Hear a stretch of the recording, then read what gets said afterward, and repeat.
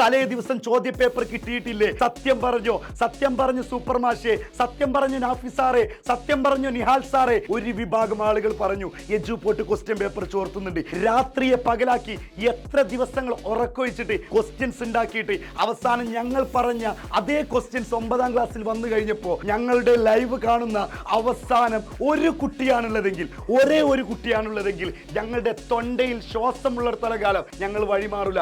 വെറും പറഞ്ഞു തന്നുകൊണ്ട് ഞങ്ങൾ പോകുന്നില്ല. ആർക്ക് വേണം നിങ്ങളുടെ സ്വഭാവ സർട്ടിഫിക്കറ്റ്? ഈ നിങ്ങളെന്ന് ഉദ്ദേശിക്കുന്നത് നമ്മുടെ എജുപോർട്ടിനെ നെഞ്ചിലേറ്റിയ വിദ്യാർത്ഥികളോടല്ല. കഴിഞ്ഞ 9ാം ക്ലാസ്സിലെ സോഷ്യൽ സയൻസ് എക്സാം കഴിഞ്ഞത് മുതൽ ഒരുപാട് പേര് മെസ്സേജ് അയക്കുന്നതാണ്. സത്യം പറഞ്ഞോ? സത്യം പറഞ്ഞു സൂപ്പർ മാഷേ, സത്യം പറഞ്ഞു നാഫി സാറേ, സത്യം പറഞ്ഞു നിഹാൽ സാറേ. നിങ്ങൾക്ക് മുമ്പ് തലേ ദിവസം ചോദ്യ പേപ്പർ കിട്ടിയിട്ടില്ലേ? എക്സാമിൻ്റെ ടൈം ടേബിൾ വന്നത് മുതൽ ഞങ്ങൾ ഓരോ സബ്ജക്റ്റിനും അല്ലെങ്കിൽ ഓരോ ചാപ്റ്ററും ഞങ്ങൾ 3 ആളും കൂടി ഇരുന്നിട്ട് രാത്രിയെ പകലാക്കി എത്ര ദിവസങ്ങൾ ഉറക്കൊഴിച്ചിട്ട് ഭക്ഷണം പോലും തെറ്റിയിട്ട് ഞങ്ങളിങ്ങനെ ക്വസ്റ്റ്യൻസ് ഉണ്ടാക്കിയിട്ട് അവസാനം ഞങ്ങൾ പറഞ്ഞ അതേ ക്വസ്റ്റ്യൻസ് 9ാം ക്ലാസ്സിൽ വന്നു കഴിഞ്ഞപ്പോൾ ആ ക്വസ്റ്റ്യൻ പേപ്പർ അല്ലെങ്കിൽ ഞങ്ങളുടെ ലൈവ് കണ്ട കുട്ടികൾക്ക് എക്സാം ഈസിയാണെന്ന് പറഞ്ഞപ്പോൾ ഒരു വിഭാഗം ആളുകൾ പറഞ്ഞു എജുപോർട്ട് ക്വസ്റ്റ്യൻ പേപ്പർ ചോർത്തുന്നുണ്ട്.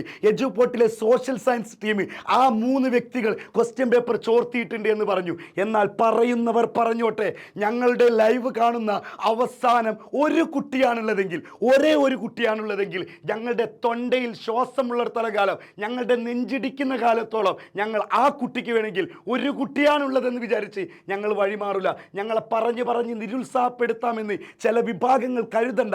ഞങ്ങൾ ഇന്നും 7 മണിക്ക്, അതായത് 17ാം തീയതി ബുധനാഴ്ച 7 മണിക്ക് വന്നിട്ട് ഞങ്ങൾ വീണ്ടും പറഞ്ഞുകൊണ്ടിരിക്കും. നാളത്തെ 8ാം ക്ലാസ്സിൻ്റെ ചോദ്യം ഞങ്ങൾ പറഞ്ഞു കൊടുക്കും. അതൊരിക്കലും ചോദ്യ പേപ്പർ ചോർത്തിക്കൊണ്ടല്ല. ഞങ്ങളെ വേണമെങ്കിൽ എങ്ങനെ വേണമെങ്കിലും ഞങ്ങളെ പറഞ്ഞോളൂ. പക്ഷേ ഞങ്ങൾക്ക് അതൊന്നും മടിയില്ല, അല്ലെങ്കിൽ ഞങ്ങൾ അതുകൊണ്ടൊന്നും തളരില്ല. ഞാനും നാഫി സാറും നിഹാൽ സാറും ആയിഷ മിസ്സും ഇന്ന് കൃത്യം 7 മണിക്ക് ലൈവിൽ വരുന്നുണ്ട്.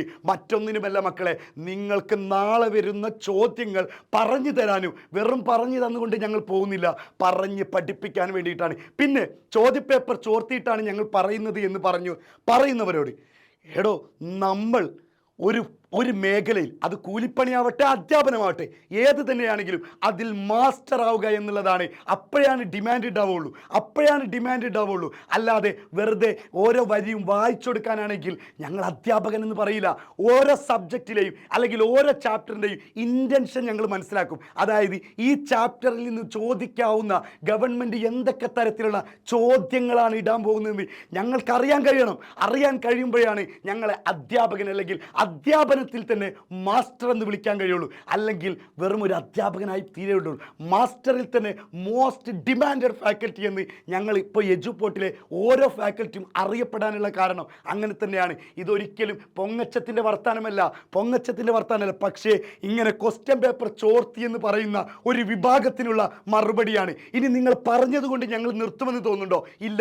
ഈ പറയുന്ന ആളുകളും കൃത്യം 7 മണിക്ക്, ഇന്ന് ബുധനാഴ്ച 7 മണിക്ക് ലൈവിൽ വാ. എന്നിട്ട് 8ാം ക്ലാസ്സിന് നാളത്തെ ചോദ്യ പേപ്പർ എടുത്ത് നിങ്ങൾ നോക്ക്. അപ്പോൾ നിങ്ങളും പറയും ഒരുപക്ഷെ ചോദ്യപേപ്പർ ചോർത്തിയെന്ന്. അങ്ങനെ പറഞ്ഞുകൊണ്ടേയിരിക്കും. അപ്പോഴും ഞങ്ങൾ തളരില്ല, അപ്പോഴും ഞങ്ങൾ തരില്ല. കാരണം മടിയിൽ കനമില്ല, ഈ കൈകൾ ശുദ്ധമാണ് എന്ന് തന്നെ പറയട്ടെ.